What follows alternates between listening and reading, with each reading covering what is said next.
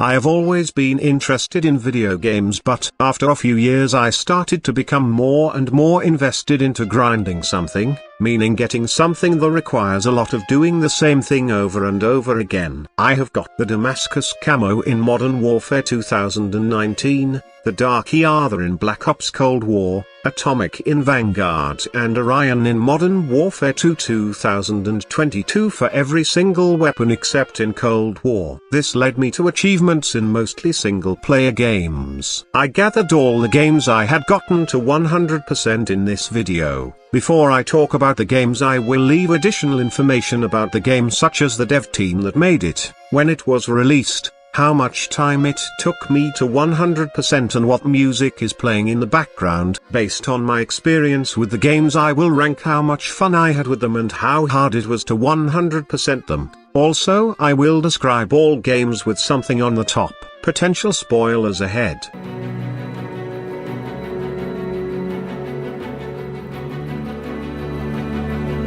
When I first got the game for the 360, I immediately fell in love with it, mostly because it had such a good gameplay loop, with an interesting but not complex at all story. Based on this, when it was on a sale, I bought it in an instant and tried to get every achievement in the game, since I was never able to get everything on the 360. It took me a good 15 hours to get everything the game has to offer single-player wise. Sadly, this game has a multiplayer section that has achievements tied to it, which sadly I had to cheat it in. Finding live service to game that is 10 years old and single-player focused is quite hard. The hardest achievement that I did actually get was Chatterbox, which requires you to engage in optional dialogues. Most of the times I missed them, so I had to replay the game to get it. This game is a masterpiece and goes there. And if I were to judge the game based on only the single player, it would be easy. However, just by looking at the multiplayer achievements, I can tell if I had done the multiplayer legit,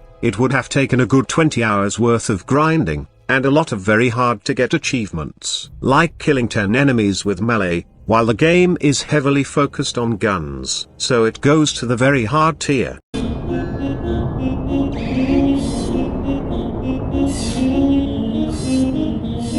Portal 2 is my most beloved game created by Valve, and I have to say I hate that they don't know what number this is. Getting all the achievements in this game is not difficult, the only difficult part about them is to have a friend to play the co-op section with. The two hardest achievements to get are connected to the co-op as well. Professor Portal, that requires you to play through the co-op section, then beat the tutorial with someone who has not played the game before. The other one is Friends List, with benefits which you get by hugging 3 of your Steam friends. And thank God there is a way to bypass this with only 2 players, otherwise I would have to socialize with people, and we don't do that on the internet. Masterpiece game, with okay difficulty.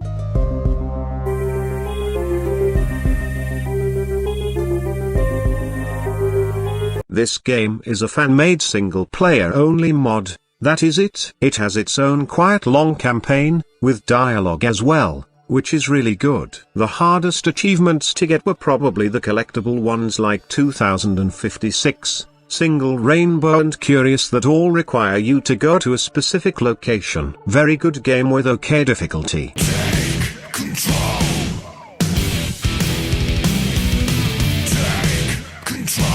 Control is Remedy's best work in my opinion. The whole concept of telekinesis and levitating by using objects of power is so fun. The story is very hard to follow and sometimes can be boring as well, since most of the dialogue happens like in a Bethesda game. Despite that, I loved every single second of this game, as well as the DLCs, which weren't that long, and connected the game to the Alan Wake universe quite well. I wouldn't call any of the achievements hard, they are more so on the grindy side, since one of the achievements tells you to kill 25 DLC enemies, and while playing through it, I only encountered 6 of them. The only hard thing in this game is probably the bosses, but once you get the hang of their mechanics it is really easy. However, grinding and difficulty go hand to hand with each other in my opinion. It goes into the masterpiece tier with hard difficulty mostly because of the grinding achievements.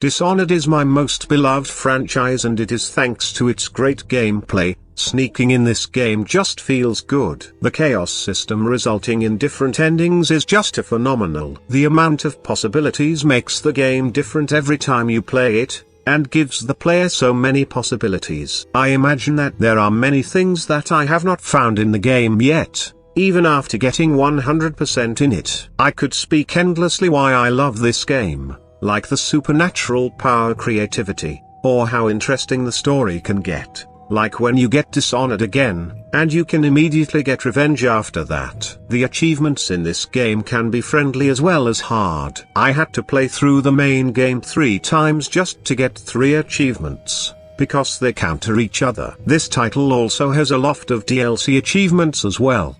2 story ones and an arcade type one, which is the most difficult out of the 3. There are a lot of challenges you need to complete to get every achievement, and those challenges make this game quite a challenge. So much so that a few almost broke me. Despite that, I just love the base game, and for that reason it goes into masterpiece, but credit where credit is due. It also goes into the very hard difficulty.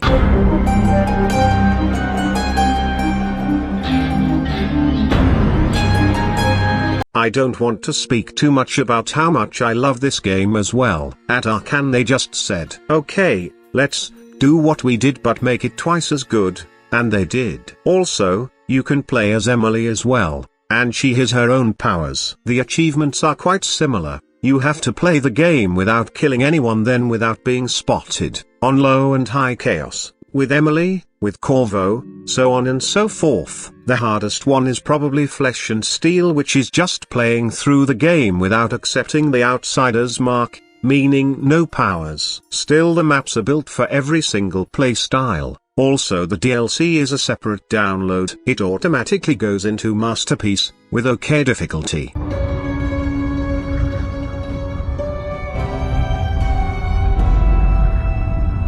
I won't bother you with this one. More good game, just shorter and different character. Very good game and easy difficulty since it is only a DLC.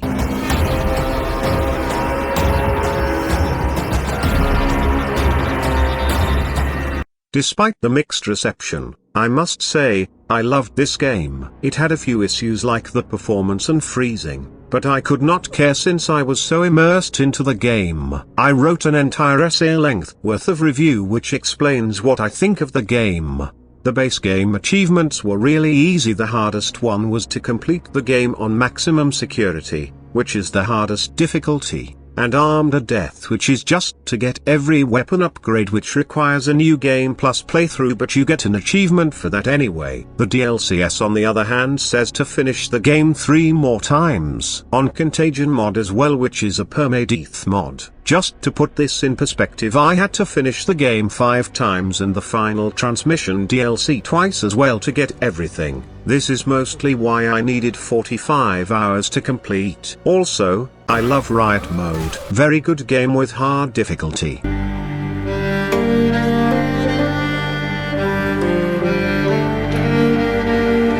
I think this review sums it up quite well. I loved this game as much I loved the 2 Last of Us games. Out of all the games, this one was probably the easiest since you get every achievement just by playing the game, the rest of them just to do something specific like playing hide and seek with Hugo. The hardest ones were the collectible ones, or the upgrade related ones, but since both can be bypassed by selecting the specific chapter, they are easy as well. Masterpiece with easy difficulty.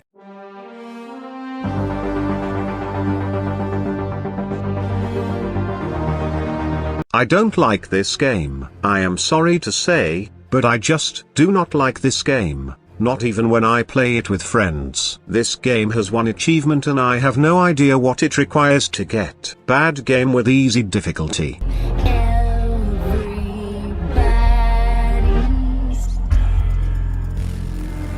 Out of all the titles, this one was the most frustrating to 100%. The base game is great and I love it, but the DLCs, those suck.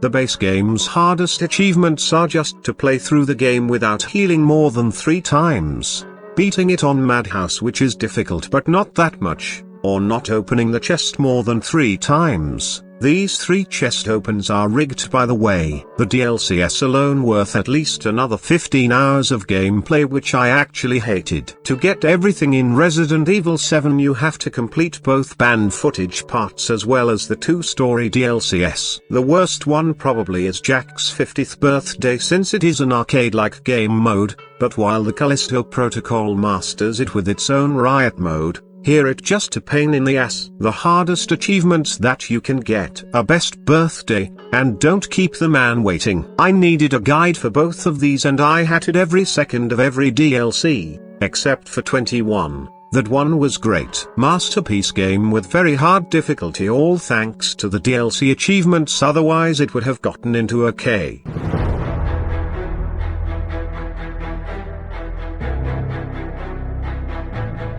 Titanfall 2 is my second favorite FPS game of all times. It is very close to Modern Warfare, but it just can't be beaten being the best. The single player was good but nothing special except for the ending, which made me big sad. The multiplayer on the other hand is one of the best sci-fi shooter ever made. Sadly its release window was bad. It was competing with COD for example, which you don't want to do. Also the fandom was recently betrayed by the devs, so I doubt we will get Titanfall 3 anytime soon. Still, the multiplayer part alone is something that probably won't be achieved anytime soon. The achievements are nothing special. There are collectibles, beating the game on the hardest difficult, and some specific ones like using every gun type in the single player, and killing one enemy titan with the cores attached to the specific guns. There is only one achievement that is worth mentioning because I have spent over 4 hours getting this single achievement, which can be done in 30 seconds. ...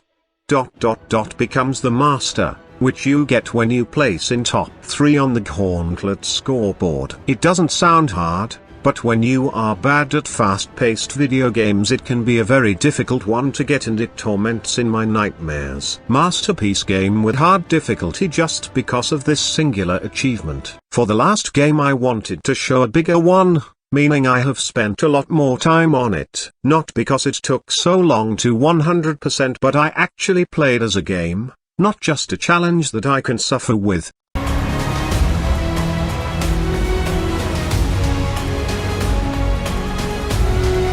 Rainbow Six Siege is a good game when you play with friends, and it's okay when you play alone. This means that this game is okay to me. The achievements that you need to get are evil. Sometimes they are totally okay, other times they make me want to vomit. There is one for reaching level 50, to the top, which is quite a grind in itself. Jack of all trades, which is to win 1 round with every Pathfinder operator in ranked, in a game mode where you would not try to use characters that you know you are not good with. There are also achievements such as Super Shot, Ride Shotgun, Full Auto and so on, which are quite easy since they can be done in just 3 quick play matches. Unlocking every single achievement in this game does not take this much time. I just did not care about achievements when I bought the game. Okay, game with hard difficulty. I already have a video about Rainbow Six Siege where I become a certified Solis main. Go and watch it, that is all. Okay, bye.